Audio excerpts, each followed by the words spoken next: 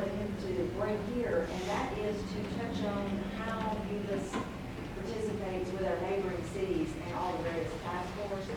There are lots of things that we either could not do or certainly could not do for the cost that we're able to do them if we did not participate with our neighboring cities. And so he's going to do that, and then likewise, the fire department has a very similar program through NEFTA. So I want both of them to highlight what Euless participates in with the various cities and how that saves us a lot of money by being able to use those joint resources rather than trying to do those things by ourselves. Thank you. One of the greatest things we do together is not outside of our city. It's the way that we team with the fire department and with our summer camp and the other areas that we work with them. We found them a great partner, and it's an honor to serve with them. Our combined resources, I'll start out and we'll talk about our area SWAT team. We had our own tactical team for many, many years. And what we found with those tactical teams that we had a very low amount of times that we actually used them. We had a team together, and it was kind of really labor intensive and somewhat expensive to keep that team together. And then, of course, they didn't get utilized enough, so they spent all their time training and not a whole lot of time actually doing what we had assembled them to do. I'm not griping that they didn't have nothing to do. I'm just saying that there just wasn't a whole lot there. So cities of Hurst, Euless, Bedford, and Grapevine, we came together, combined our resources. I think we have like 32 they call tactical operators. They're split into two teams so that there's one team that's on call and one team off call, not on call, and they just kind of switch every week. However they do that. We've got 2 paramedics assigned, one to each team, and of course a major component of any successful tactical team or SWAT team is negotiation. We have 12 negotiators assigned to that team. And then we do everything from hostage situations to high-risk warrant service. Like I said, it says here we responded to 19 different call-outs. Anything from a risk to on a search, like a search warrant on a drug situation, or a violent offender, hostage situations. They've been all through Hurst, Euless, Bedford, and Grapevine, responding to those. It's a great program for us. We find that we have probably a lot better product. We're able to apply not as much of our resources, and it's not as labor intensive for us to do it this way as it was the other way, and it's a lot more cost effective for us, and we have a better ability to serve our citizens with what I think is maybe a better trained, better equipped team. Crash, combined reconstruction and accident specialists. Again, every city around had police officers who were very well skilled in accident investigation, accident reconstruction. Again, the deal is that we might have 1 or 2 of those accidents a year, and it's awfully hard for those guys to keep those skills up. So I formed a team in 1999, Hurst, Euless, Bedford, Grapevine, and Colleyville, 4 teams of investigators, and if there is a fatality accident or a very serious accident, it's going to probably require criminal charges being filed. We'll call this team out, they'll investigate it, and what that does is it allows us to release our patrol assets to go back to work. And we don't have 4 or 5, 6 officers tied up investigating an accident. These guys come out, they set the perimeter, and then patrol is able to go back and respond to calls. So frees up our people, plus, again, I think we get a better product at the end because these guys, now they work accidents in all those cities, and they get a lot more experience and a lot more time working with the equipment and the formulas they need to be successful. Our commercial motor vehicle enforcement, I think we kind of led the way on this. Hershey, Euless, Bedford, Grapevine, Southlake, and again, we kind of touted the great things that happened as a result of our commercial vehicle enforcement. And what they will do is actually all the cities will combine and they'll go state to Euless, and they'll set up a spot in Euless, and then they'll go out, they'll find the commercial motor vehicles, they'll lead them back into an actual inspection station, and they will go through an inspection. I think what they're showing is probably 50% of the trucks that they pull in are sidelined or deadlined until some serious safety violations are cured on the spot.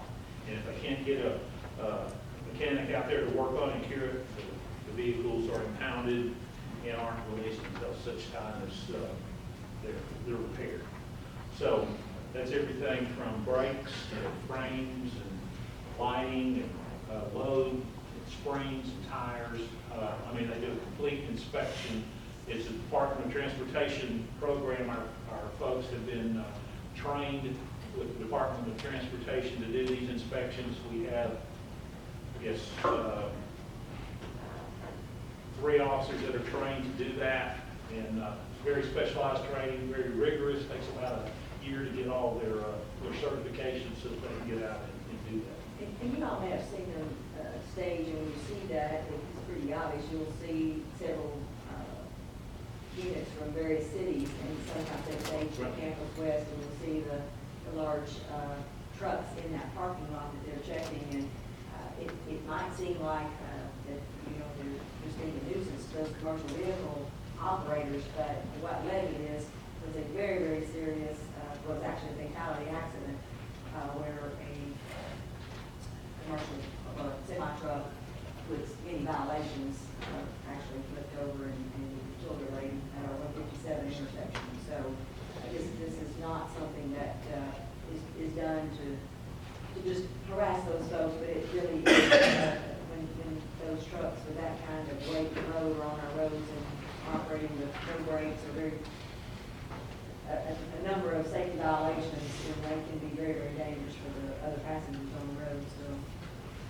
now our real effort here is not fine. Our effort is to ensure the safety of those trucks that drive up and down the roads and use. And we got into commercial vehicle enforcement as we looked down the road and saw that road construction, and so we were well into the program when they actually started the new construction, and now as they'll continue construction to our area, we will continue to hopefully be successful with this program. I think we've been very successful with it.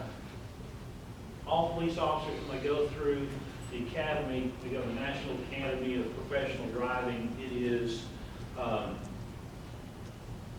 I guess we teach high-risk vehicle operations. You'd think that we're out there driving 120, 130 miles an hour. To teach this, we actually teach it at fairly low speeds. I don't imagine we get up over 35, 40 miles an hour at the most.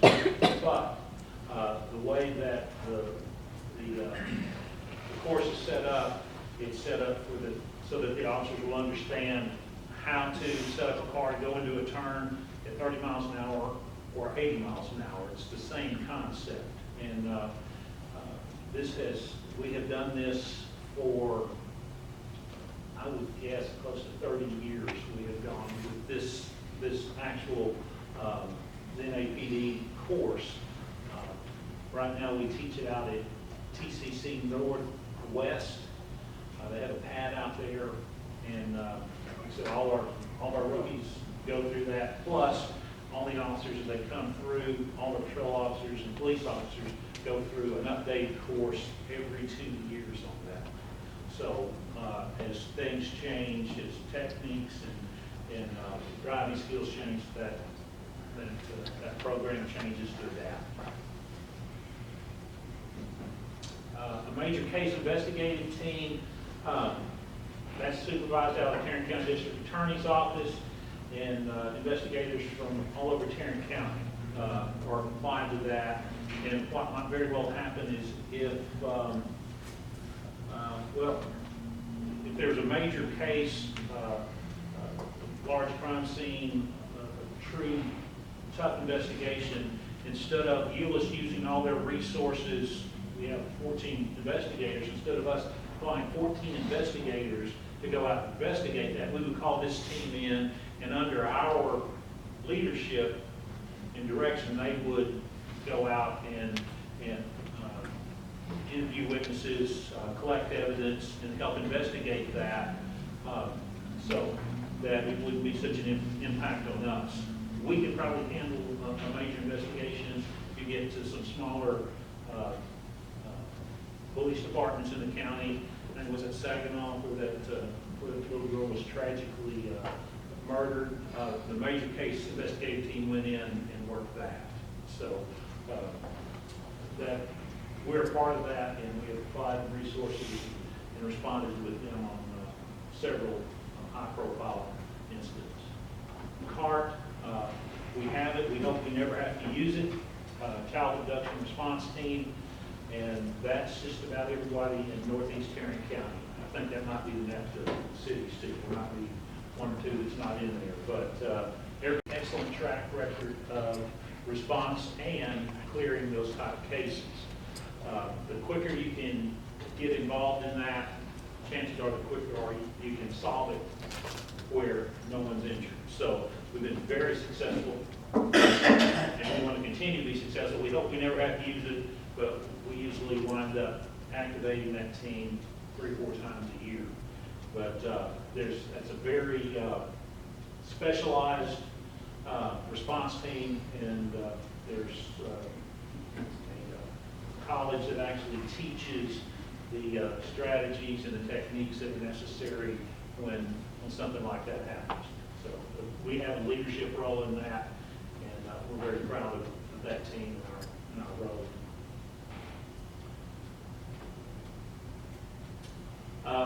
Our crime victims assistance, we're in with Hurst and Bedford.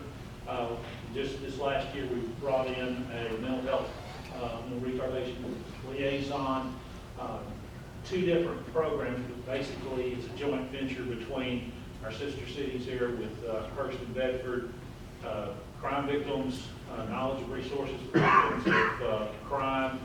We want to ensure crime victims know their rights, and there are resources available to crime victims.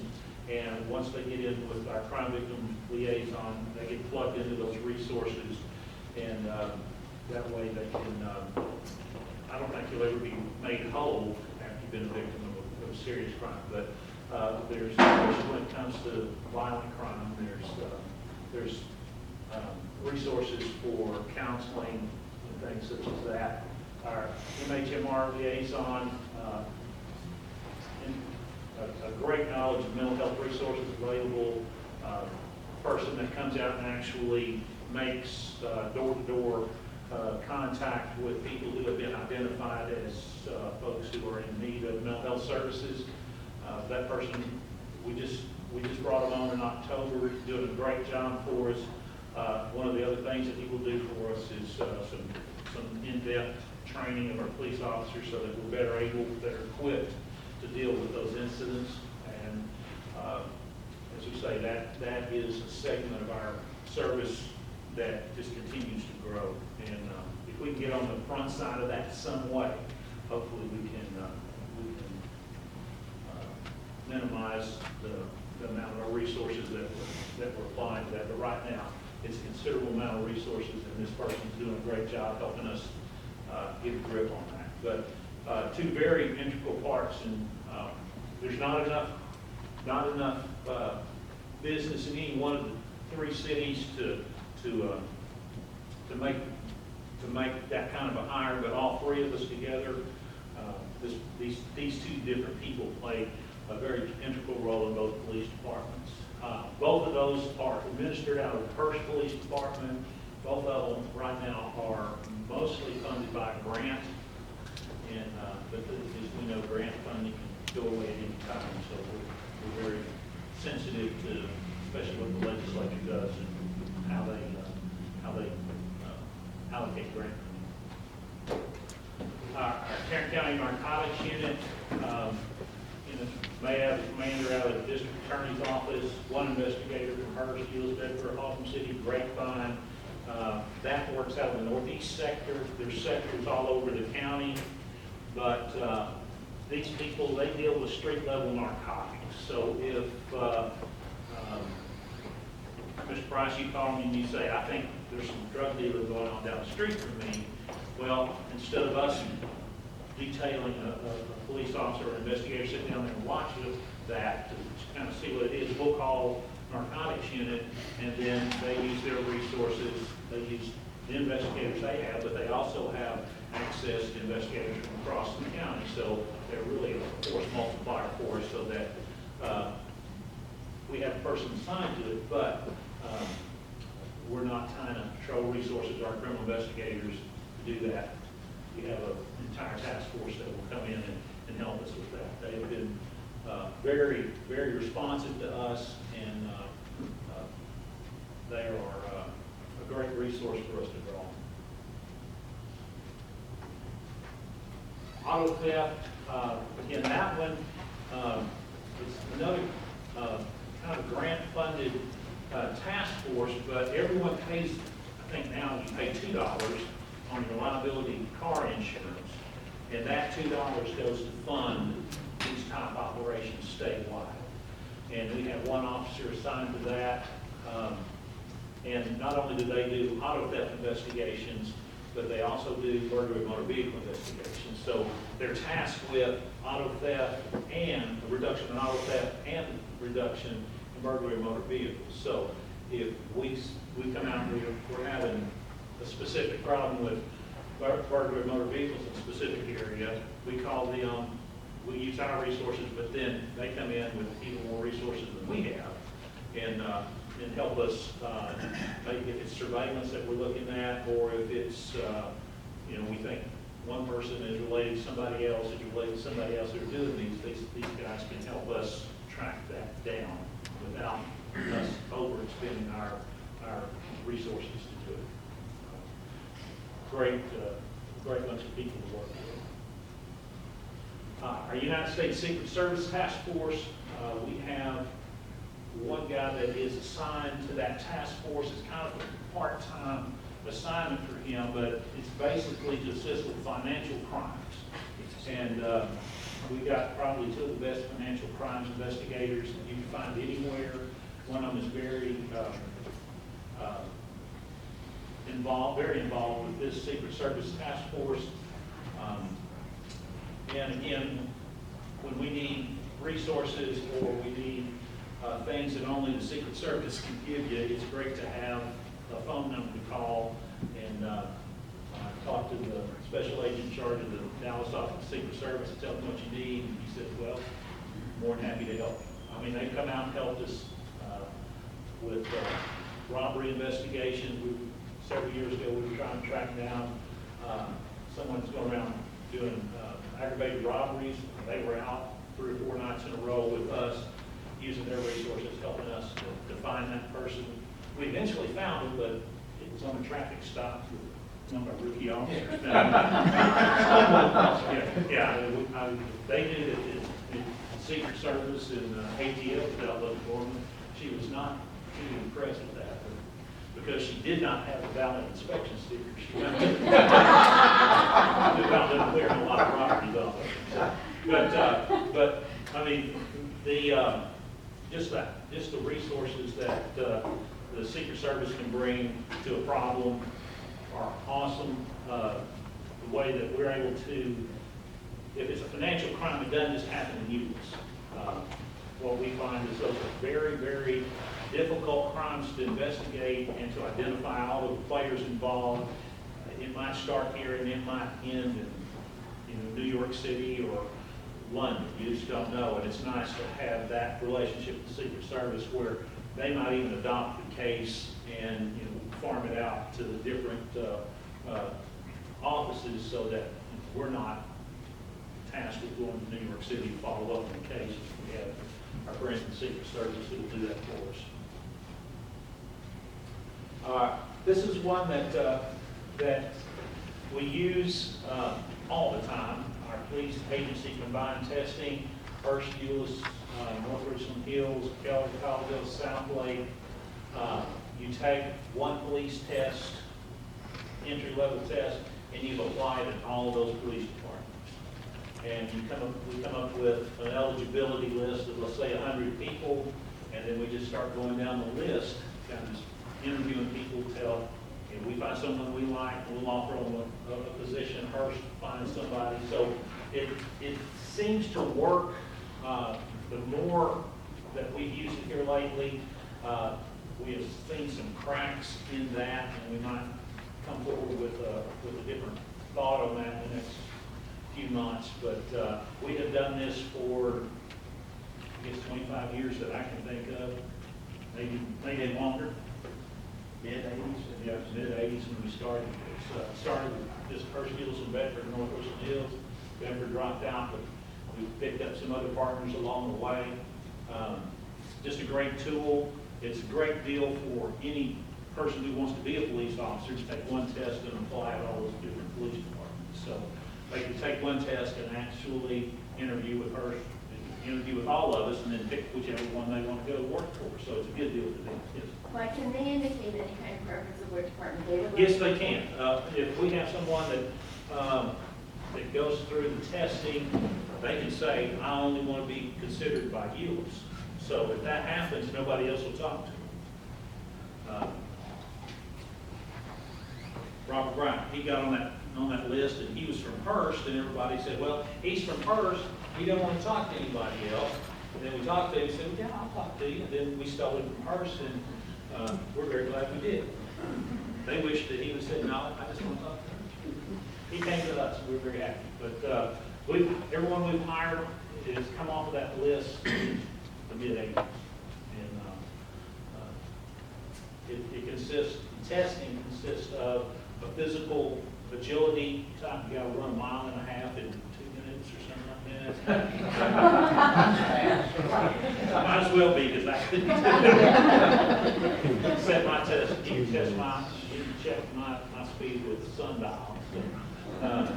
But then there's a written component to it, and what you have to do is pass both of them. You can't split them. So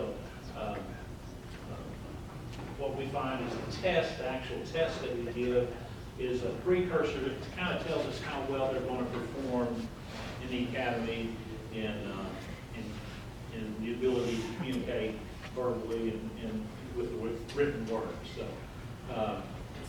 it's a great deal for us. Like I said, there's some cracks in it. We're trying to see if we can get them all fixed, but I would say if we do anything else, we would still be in partnership with other police departments, because we just find that works very well for everyone involved. And I think that's it. I don't have any really neat logos. Any questions? I do. Yes. Chief, I just had a question. It's for the personnel, it's a commitment. I mean, you look at the drug task force, it's like we'll say a 2-year commitment or something. Actually, we'll not leave anybody in any one of those assignments more than 3 years. Okay. Either the auto theft task force or the narcotics. And I think that was my question on some of this was, there's a good rotation. Right. Like, you come on, you serve the committee Yeah. or the task force for three 3 years, and then you come back. And so it's a good knowledge base also for your department. So I can pick it up, Mr. Zimmer can pick it up and learn, and then 3 years later, Somebody else got it. What they do is they bring back those skills, the ability to write warrants, to talk to people that are known drug dealers, what to look for, and then how to actually process that evidence and how to successfully prosecute that case, to present the case and prosecute to the district attorney's office for prosecution. So if we have way to work, you could actually wind up with maybe 3 or 4 people on a 10-person shift that's been through that training. So now you have those guys teaching the younger guys how to do it. So you just wind up expanding that knowledge a little bit more. And we kind of do that same thing with several of our positions in criminal investigation. 2 or 3 year rotation, we'll bring them up, they'll work in there, then they'll rotate out, we'll bring another police officer up there, patrolman up there. And that way, you know, they've been up there, they've dealt with filing cases, they've dealt with writing warrants and interviewing suspects. And you take that, put that knowledge back on the street, I think you come up with a more well-rounded police officer. And I guess my second question on this is there's a lot here, and is it just kind of a cost sharing? Is it just kind of the materials needed, the personnel needed, the tools needed? It's just a cost sharing between the cities? Well, I think if we tried to do some of that stuff ourselves, it'd be very labor intensive. We would need more people to be as effective. And we cannot be as effective with 3 people as they could with 10 or 15. So it's just another thing that you apply to it. And it's just cost sharing plus resource sharing is what we're really after. A lot of that is just share the resources so that we might not have any narcotics complaints in Euless. So, you know, can our guy go to Bedford or go to Franklin City and help them? So it's, and then you look at the SWAT team and stuff, the tools, the specialized tools that they need, you just kind of split that amongst 5 cities. well, you know, everyone had special tools that they had, and nobody had everything. Okay. And now, if you look at it, now we have access to, immediate access to just about any court. It's a good thing. Any other questions? And some of that, one of them that we're real sensitive, we may come to y'all at some point to ask for, but like the narcotics unit, we pay for our guy that's in that. But the structure that's there that supports all that, when it comes out of the Tarrant County District Attorney's Office, is self-sustaining. They do that based on seizures. So when you start to see, and they've got prosecutors that are assigned, special prosecutors assigned to that, commanders, offices, vehicles. So every so often when you see our legislators wanting to attack, should cities or police departments be able to seize illegal funds that are used, and on the surface sometimes that seems like, well, maybe that's unfair. That's what, those are the type of programs that are funded for those type of seizures, and without that, we could not afford to operate. Okay. Alone, we could not afford to do what they do with the narcotics. Just wouldn't be done. Thank you for bringing this. I think when we talk about all the shared services at various times, but I think when I saw the presentation that Chief Brown had done before, it just was amazing how many different organizations we participate in and the amount of resources that we're getting for a relatively inexpensive cost. I mean, like that, you may have this one officer assigned, but then you get the resources of the entire team. And then again, we may need to outfit the members of our organization that are a part of the SWAT team, but then you have the resources of the entire SWAT team. So it's something just individually, none of us, I think, would be able to do at the same cost or probably even the same quality if you didn't have the entire teams that were specialized. So, thank you. We have a great relationship with all the police departments in the area, the chiefs. We all meet on a regular basis, and so any issues that might come up are handled in an effective manner, pretty efficiently, and move on. So, great bunch of police officers, great bunch, group of chiefs that will work with them. Thank you. The Chief Rose asked to go last because he said